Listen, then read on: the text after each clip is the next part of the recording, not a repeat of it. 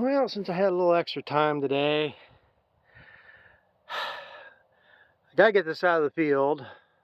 What I came down here for is just to start it, make sure the batteries are up in it and stuff. And that's going to start. It's been sitting here for a while. If you remember a while back here, I tore into this, and I couldn't figure out what the hell was rattling, what's making the noise. And then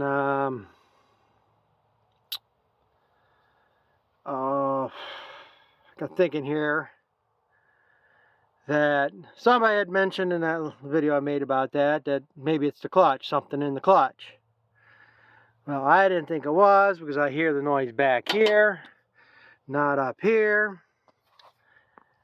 So, well, one thing with this tractor is it's got that chain coupler.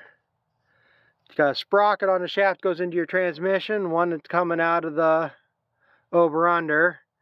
That chain wraps around it, makes what they call a Lovejoy coupler. And I thought, well, if I take that off, start the tractor up, if the rattle goes away, then I know it's not the clutch, it's something in here. So I monkeyed around. That's a little bit of a miserable thing to get off. And I didn't even have to start to find out what the problem was. Now, it's kind of a good thing and a bad thing. What I did find, what I'm sure it's going to be, is all that's going to have to come off.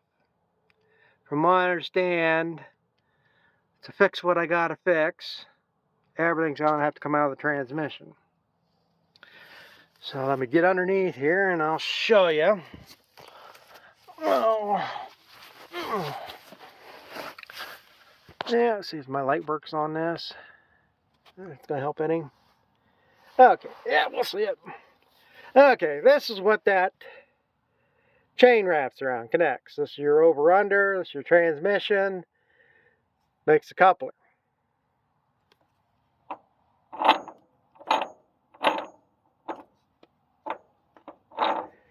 Oh, caught there.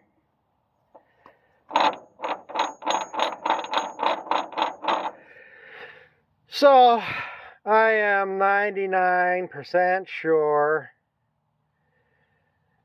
that input shaft is shot. The splines are gone. So, from what I've been told before, you have to pull everything out of the transmission. I'm not even sure if I have to. I might be able to do this without pulling the motor. I don't know. No. You gotta pull the motor because I'm pretty sure, if I remember, the shaft's got to come out this way. And it's a series of gears in there. So you gotta take everything out, slide that shaft out. I'll have to go look up a video. I'm sure Lucy has done one of these, so I get a better idea. But back when I did the clutch in this tractor, oh God, it's been 4 or 5 years ago. I had videos on my other channel about it. I got 3 or 4 videos about it. Because I had to pull the motor, pull the transmission, or pull the over-under off so I could get to the clutch. And what I found at that time, this one was loose. The bolt on it was loose. And the sprocket here was bad on this shaft. The splines were getting bad. They weren't stripped, but they were getting bad. And this sprocket right here, I ended up, what is gone, in fact, I think I did. I think I did replace both these sprockets. I might have replaced this one. I'll have to go dig it. I'll still have the parts around and go dig for it. But this sprocket, I do know I got this here. I'm pretty sure I got this, the standard one. The spline, this coupler is usually only about this long. Maybe I'll be able to use this. Maybe it's just the splines and not the sprocket here. We'll have to see. But that's where I decided, well, I'll get a new sprocket. So I put the sprocket on, got a new sprocket, and it was still loose on there. That's when I found out, and I found out here lately too, that AGCO does make this. But the dealer I got the parts through, they took these sprockets and had like another ½ inch, because there was actually more splines available than what the sprocket hits. So what they do is they modify this, or they have extra splines here, so it gets back on good splines. That's where, like now, it's actually catching on there a little bit. Yeah, maybe I'll just be able to wedge something in there, take up that space. I can get it out of the field. But I think I still have that standard sprocket I bought. But I'm gonna have to get an input shaft, which I heard at one time is like $400 or something. Again, like I said, this will be something until I get this tractor in somewhere. But yeah, let me crawl out underneath here. You'll need to hear me groan and moan.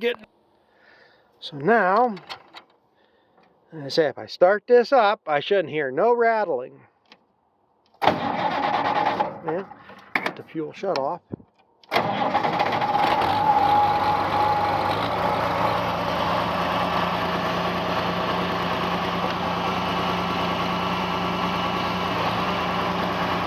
And before, as soon as I let out that clutch,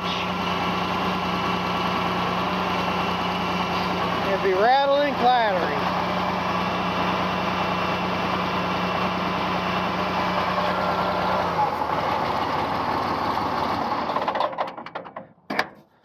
Well, let's make it better to pull this out of here anyhow. Because I was going to have to start, I just hold the clutch in so I'd have steering. And since I'll just leave that chain off, and then I won't have to worry about, I can just start it up and ride then. Like I say, if I knew it could, well, the chain would probably keep it from spreading out far enough. But if I could wedge something in there to get back on them splines up so I could get up the road, but my luck, I'd pull out and be stuck on the road. So we're not going to monkey with it that way. So hopefully here, I was going to do it here last weekend. Couldn't do it this weekend because my brother went to a football game. I got to get a day when he's around. Get this pulled up out of here. And start doing some looking. I said I'm going to have to go see if I, make sure I still got that sprocket. See what an input shaft would cost. Thing is, probably the only place I'm going to get a shaft, I don't even know. Well, if I can get the part number, I can go to any AGCO dealer and order it. But the dealer that I had before here, they're strictly a John Deere dealer now. Now that John Deere forced them to become Land Pro, that they did away with all that. In fact, that clutch was the last thing I was able to buy from them. When I wanted exhaust manifold gaskets while I was doing that, well, I ordered the clutch earlier that year, and by that fall, when I did this, they were no longer an AGCO dealer, white dealer. Because I went down there to get manifold gaskets because I thought I had an exhaust leak and I was going to fix that at the same time. Found out it was actually a return fuel line to the tank that was leaking. But when I pulled the exhaust manifold, I found cylinders, or at least one cylinder was carbon. It was supposed to be an opening like that, and it was an opening like that. And I cleaned all that out, but I needed the exhaust gaskets, so I go down there. They didn't have them, couldn't get them. They still had the parts book. They gave me the parts number, and like I said, I can go, there is an Alice Chalmers dealer basically. It's the only place I can get the bearings for my disc. I could have gone there, but there was another supply place around here, Aftermarket Parts. I went in there and talked to them.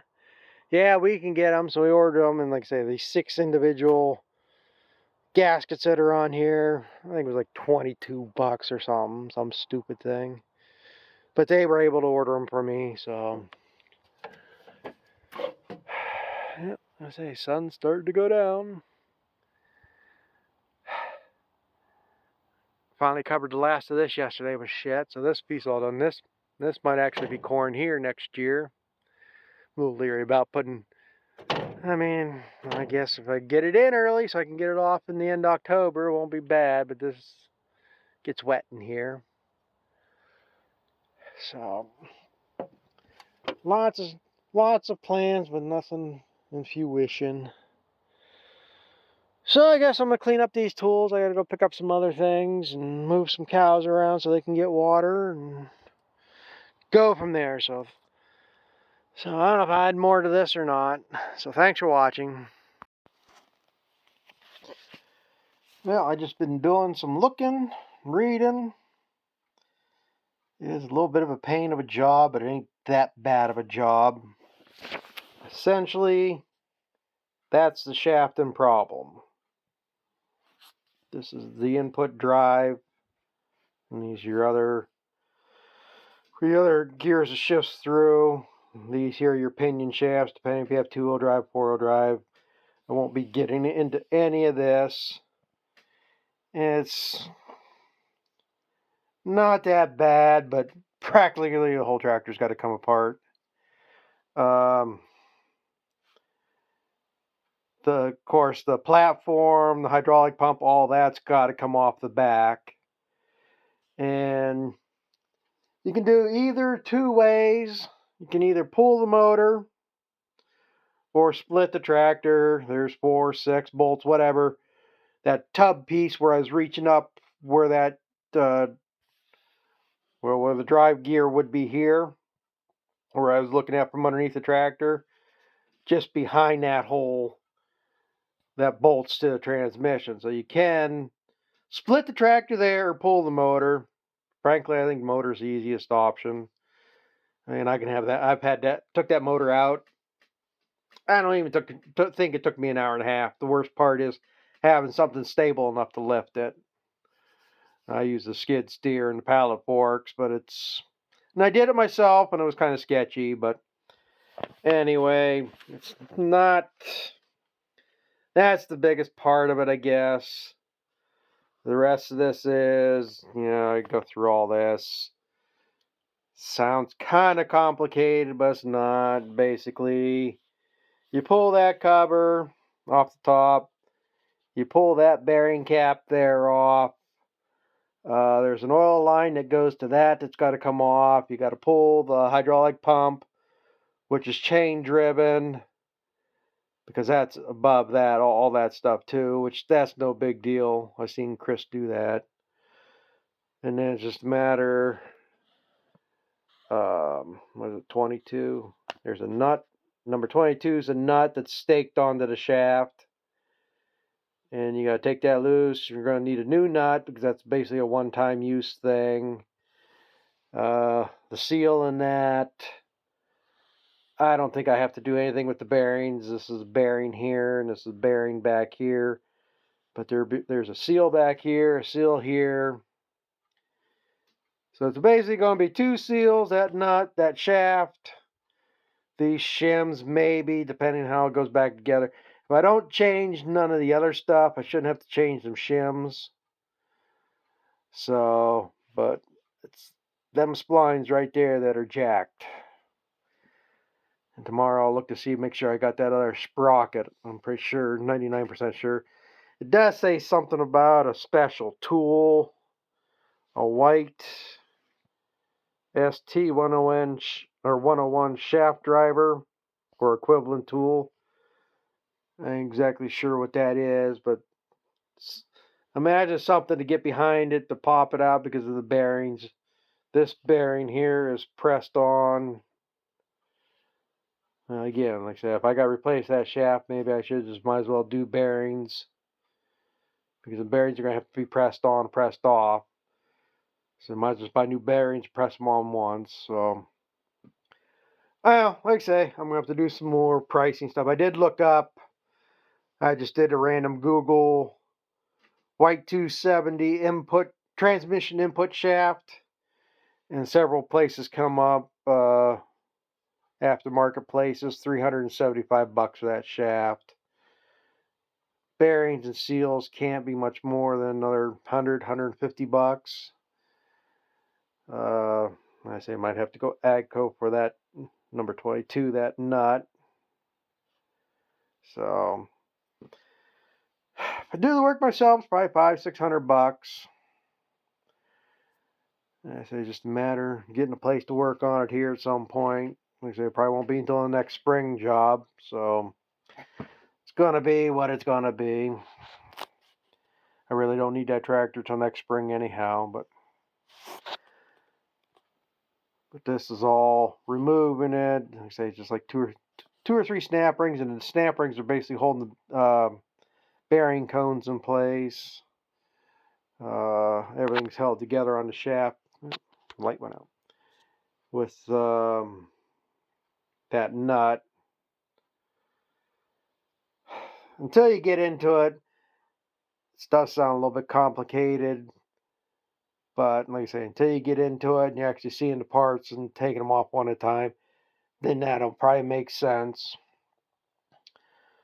So, at least it ain't as bad as what I thought it was. I expected something more major. This is common. I mean, like my International. The last time it was over at the shop, like I say, I put a clutch in it like 6 months before it, a year before. And then one day I went out there, started the tractor, and I had nothing. No clutch, no hydraulics, nothing. And it's basically the same type of shaft. And on the International, it's going into your clutch pressure plate, and that took the splines out of the pressure plate, or the clutch. I'm not sure which one. Yeah, that drives off the pressure plate. And the center of your clutch is what drives your PTO shaft. So that's why you have live PTO. So what ended up being another clutch, because it took out the splines and the pressure plate and that input shaft. So like I say, it's 7,500 hours on this tractor. I imagine it's probably is the original. And other than that clutch, this is the most major thing I've ever done to this tractor in the 20-some years I've owned it. So I'm not complaining too much. But it is another one of things where it's not really worth it for me to pay somebody to do it, because you're probably looking at $1,000 in labor at least. You know, pretty much an all-day job. Somebody's going to do it. So is that tractor really worth another $1,500 put into it when it's got other issues? If I do it myself, it's pretty much worth it. So at some other point, we'll be digging into this. So that's what I figured out so far.